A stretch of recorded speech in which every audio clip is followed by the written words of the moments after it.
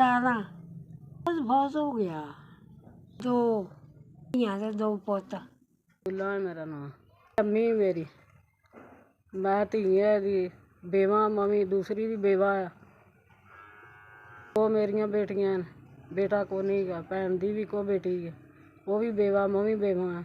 ਖਾਣ ਨੂੰ ਨਹੀਂ ਪੀਣ ਨੂੰ ਨਹੀਂ ਗਾ ਸੁਬਾਹ ਦੇ ਭੁੱਖਾ ਬੈਠੇ ਆ। ਹੁਣ ਵੀ ਆ ਵੇਖੋ ਸਾਡੇ ਕੋਲ ਕੋਈ ਖਾਣ ਨੂੰ ਨਹੀਂ ਨਾ ਪੀਣ ਨੂੰ। ਕੀ ਕਰੀਏ ਨਿੱਕੇ ਨਿੱਕੇ ਬੱਚੇ ਹੋ ਗਈਆਂ ਹੁਣ ਨਾ ਕੰਮ ਸਾਡੇ ਤੋਂ ਹੁੰਦਾ ਤੇ ਕਿੱਥੇ ਜਾਈਏ ਅਸੀਂ ਕਿੱਥੋਂ ਕਮਾ ਕੇ ਖਾਈਏ।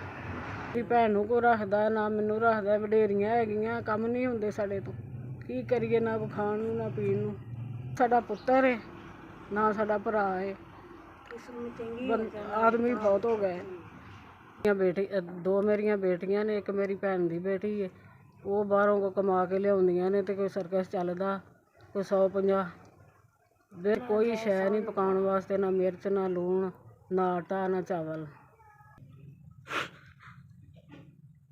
ਕਿੰਨੇ ਦਿਨਾਂ ਤੋਂ ਅਸੀਂ ਫਾਕੇ ਕੱਟਣ ਆਏ ਕੀ ਕਰੀਏ ਅਸੀਂ ਕਿਹਨੂੰ ਸੁਣਾਈਏ ਜਾ ਕੇ।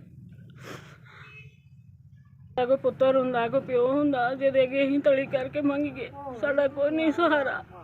ਤੇ ਸਾਡੇ ਹਾਲਾਤ ਨੇ ਅੱਲਾ ਕਿਸੇ ਵਾਰੀ ਦੁਸ਼ਮਣ ਦੇ ਨਾ ਕਰੇ। ਬਹੁਤ ਮਜਬੂਰ ਹੋ ਗਈਆਂ ਆਪਣੀ ਜ਼ਿੰਦਗੀ ਤੋਂ ਪਰੇਸ਼ਾਨ ਆ। ਖੁਦਾ ਵਾਸਤੇ ਕਰਕੇ ਸਾਡੀ ਮਦਦ ਕਰੋ ਬਹੁਤ ਮਾੜੇ ਆ। ਕੋਈ ਸੁੱਖ ਦੀ ਰੋਟੀ ਖਾ ਲਈਏ। ਅੱਲਾ ਤੁਹਾਨੂੰ ਜ਼ਿੰਦਗੀ ਦੇਵੇ ਸਿਹਤ ਦੇਵੇ ਜੇ ਤੰਦਰੁਸਤੀ ਦੇਵੇ ਜੇ। ਅੱਲਾ ਤੁਹਾਨੂੰ ਰੱਬ ਤੰਦਰੁਸਤੀਆਂ ਦੇਵੇ। ਅੱਲਾ ਤੁਹਾਡੇ ਬੱਚਿਆਂ ਦੀ ਤੰਦਰੁਸਤੀ ਤੁਹਾਡੀ ਵੀ ਤੰਦਰੁਸਤੀ। ਮੈਨੂੰ ਮਾਨਾ ਔਰਦੀ ਸੀ ਮੈਨੂੰ ਬੁਖਾਰ ਕਿੰਨੇ ਦਿਨਾਂ ਦਾ ਚੜਿਆ। ਸੀਸਾਂ ਹੱਜ ਕਰਾਵੇ ਅੱਲਾ ਤੰਦਰੁਸਤੀਆਂ ਦੇਵੇ। ਅੱਲਾ ਬਹੁਤਾ ਦੇਵੇ ਖੁਦਾ ਚਲਾਵੇ। ਅਸੀਂ ਬੜੀਆਂ ਸੀਸਾਂ ਮਾੜੇ ਗਰੀਬ ਨੇ ਤੁਹਾਡੇ ਨਾਲ ਮਾੜੇ ਆ। ਉਹ ਕਹੇ ਤਾਂ ਤੁਹਾਡਾ ਹੱਜ ਕਰਾਵੇ ਅੱਲਾ ਤੁਹਾਨੂੰ ਤੰਦਰੁਸਤੀਆਂ ਦੇਵੇ। ਅੱਲਾ ਤੁਹਾਨੂੰ ਬਾਹਰ ਲਾਵੇ ਖੁਦਾ। ਅੱਲਾ ਸੋਹਣਾ ਰਹਿਮ ਕਰੇ ਆਪਣੀ ਜਨਾਬ ਚੋਂ ਅੱਲਾ ਮਾਫੀ। ਤੁਹਾਡੇ ਵੱਲੋਂ ਮੈਨੂੰ 5000 ਰੁਪਈਆ ਆ ਗਿਆ ਹੈ। ਅੱਗੋਂ ਤੁਹਾਨੂੰ ਦਵਾਵਾਂ ਦਾਂਗੇ ਸੀਸਾਂ ਦਿਆਂਗੇ। ਅੱਲਾ ਤੁਹਾਡੀ ਤੰਦਰੁਸਤੀ ਦੇ ਤੁਹਾਡੇ ਬੱਚਿਆਂ ਨੂੰ ਹੱਜ ਕਰਾਏ ਤੁਹਾਨੂੰ ਕਰਾਏ ਅੱਲਾ। ਤੁਹਾਡੇ ਵੱਲੋਂ 5000 ਰੁਪਈਆ ਮੈਨੂੰ ਆ ਗਿਆ। ਅੱਲਾ ਤੁਹਾਡੀ ਤੰਦਰੁਸਤੀ ਦੇਵੇ। ਅੱਲਾ ਤੁਹਾਡੇ ਬੱਚਿਆਂ ਦੀ ਦੇਵੇ ਤੁਹਾਨੂੰ ਹੱਜ ਕਰਾਏ।